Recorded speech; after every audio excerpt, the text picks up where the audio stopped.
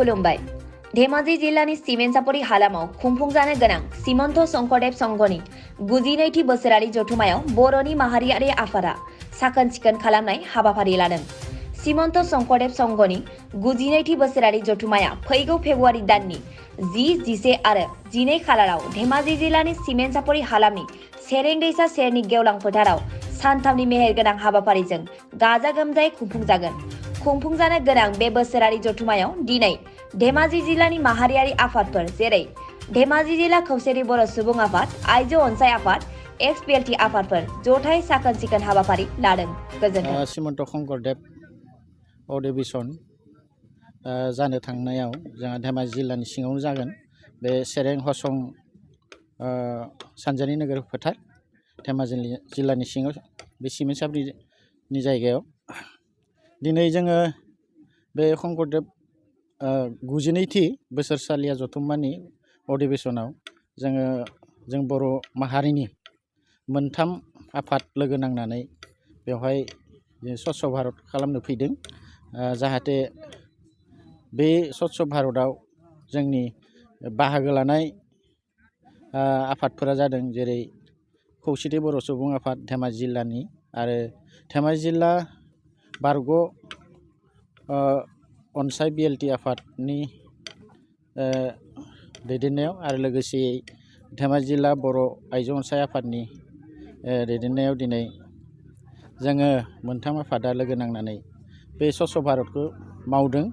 जों दिनै बेवहाय गोबां नुनो मोनदों। जोङो गुबुन हारिब्लाबो जों बर' हारिब्लाबो गुबुन हारिनि बे धोरोमाव जों हेफाजाब होनो थाखाय माखासे खामानि बिथिङाव साखोन सिखोननि बिथिङाव जोङो दिनै बे हाबाफारिखौ लादों। जोंहा धेमाजि जिल्ला खौसेथि बर' सुबुं आफादनि मेन दैदेननायावनो बे मोनथाम आफादा जोङो जेरैखि हाया गावनि श्रम दान होनानै गावनि जा मावनाय हाबाफारिखौ दिन्थिनो थाखाय जोंबो बिथांमोनखौ हेफाजाब होदों। जेनेबा खौसेथि थानो हायो जों धोरोमजों धोरोम, हारिजों हारि। बे बिथिंखौ लानानै दिनै जोङो माखासे सानखांनानै बे हाबाफारिखौ लानाय जादों आरो। फैबाय थानाय समाव बे बोसोरारि जथुम्मायाव बर' रायजो राजाफोरखौ माबायदि बाहागो लानायखौ नोंथांमोना लुबैदों? दा बेवहाय जोङो बर' रायजो राजाफ्रा बे गुबुन हारिनि धोरोम जाहैबाय श्रीमन्त शंकरदेव संघनि बे धोरोम। बे धोरोमखौ बयबो नायनोनो नाजागोन जाहाथे गाजा गोमजायै फैगोन। बेयावथ' जोङो रावखौबो फैनाङा बा नायनाङा होननानै बुंनो हानाय नङा। जेरै बेवहाय माखासे रुल एन्ड रेगुलेसन थागोन। बे रुलनि गेजेरजों जोङो नायनो फैयोबा मोजां जागोन। जेनेबा आं बेखौनो खावलायो जोंनि लाइमोन सेंग्रा सिख्लाफोरखौ जाहाथे बेवहाय जेनिबो माने बिथिंफोरखौ गाज्रि खालामा, गुबुंले खालामा, बेखौ आं हास्थायो। आरो बोराय बुरै फैगोन, गथ' गथाय फैगोन नायनो। बे धोरोमाबो आसामनि मोनसे गिदिर धोरोम, गुबै धोरोम। असमिया हारिनि श्रीमन्त शंकरदेव होननानै बुङो। बिथाङा सासे गुरुमोन। बिथांनि जोनोमानो जाबाय नगाव जिल्लानि आलिफुख्रि बटदुवा होननाय जायगायाव। आं बेवहाय बोसोराव खेबसे थांनाय जायो बे धोरोमाव, माने दर्शन खालामनो मन्दिरखौ। आंबो थांदों आरो आं बाथौ धोरोमनिब्लाबो अब्लाबो बिथांमोननि धोरोमखौबो नायनो आं गेजेर गेजेर थाङो। दा आं बेखौनो हास्थायो रायजोफ्रा नायफैनो हागोन गाजा गोमजायै बिथांमोननि धोरोमाबो माबोरै, मा रोखोमनि, आरो मानसिफोरखौ बेसेबां केपचार खालामना दोनदों धोरोमाव। बेवहाय गुबुन गुबुन हारिनि मानसिफ्राबो बे धोरोमाव दङ। शंकरदेव गुरु माने संघ दङ आरो माने बिदि। बे 92थि बोसोरारि जथुम्मा होनो हायाखै अब्लाबो फिजिकेलि जों दिनै स्वच्छ भारतखौ खालामफैदो आरो माने बिथांमोनजों हेफाजाब होनो थाखाय। जों बेखौनो हास्थायनानै दिनै बे हाबाफारिखौ जों माखासे जोंनि मावथि बिथांमोनखौ लाबोनानै दिनै मावहोदों। साबेसेसो मावथि बिथांमोना बेवहाय दिनै बाहागो लायो? बेवहाय जोङो दासान्दि जोङो 100नि एसे बारा फैदों आरो जोङो दा।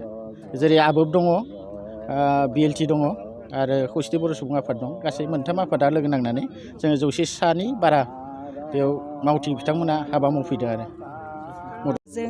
जोंनि सिमेन्ट दख'रा आइजो अनसाय आफादनिफ्राय जों दिनै नैबे श्रीमन्त शंकरदेव संघआव जों दिनै साफाई अभियान खालामनो बाहागो लानो फैदों।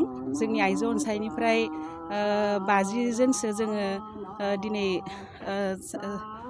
साफा खालामनो फैदों आरो जों जोबोद गोजोननाय मोनदों दिनैनि बे धोरोमनि मोनसे मेलाव जोङो बाहागो लाफैनानै जोङो एसे मावफैनो मोननानै जोङो गावखौनो जोबोद गोजोननाय मोनदों आरो जों बयखौबो रायजोफोरखौ बेखौनो खावलायगोन जे जों बेयाव धोरोम जाति जेबो सानलायालासिनो जों बयबो बेवहाय बाहागो लाफैनांगौ आरो बयबो हेफाजाब होफैलायनांगौ होननानै आं बयखौबो आसा खालामो आरो जों आइजोफोरजों लोगोसे जों गुबुन आफादफोराबो बेवहाय बाहागो लाफैदों जेरै UBPO एबसुफोरबो फैदों बेवहाय एक्स-बेलटि बिसोरबो बिथांमोनाबो दा साफाय अभियान खालामगासिनो दङ थ' बिथांमोनखौबो जोङो साबायखर बावहरदों बिथांमोनाबो जोंजों लोगोसे फैफानानै बेफोरबायदि मावफैनायनि थाखाय स' जों दा गोजोननाय मोनदों आरो मावफैनो मोननानै बेखौनो खावलायगोन जे फैबाय थानाय मेलाव बयबो जोङो जाति धर्म जेबो सानलायालासिनो बयबो बाहागो लाफैनांगौ लैहोर लैहोर फैनानै बयबो हेफाजाब होफैनांगौ होननानै आं सानो आरोखि